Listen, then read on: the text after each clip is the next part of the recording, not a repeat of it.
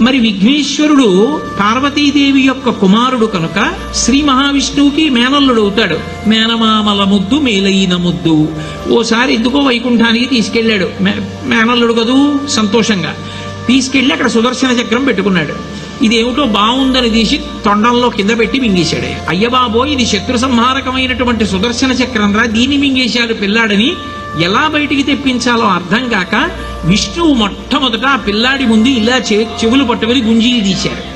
గుంజీలు తీస్తే మామయ్య అదేమిటి అంత విచిత్రంగా కిందకి మీదకి ఊగుతున్నామని పడి పకపకా నవ్వాడు. ఆ నవ్వడంలో పొలమారి లోపల ఉన్న సుదర్శన చక్రాన్ని పైకి కక్కాడు. పైకి కక్కడానికి విష్ణువుకి సాధనంగా ఆనాడు గుంజీలు తీశాడు కనుక ఎవరు గుంజీలు తీస్తారో వాళ్ళని చూసి సంతోషించి అనుగ్రహిస్తూ ఉంటాడు.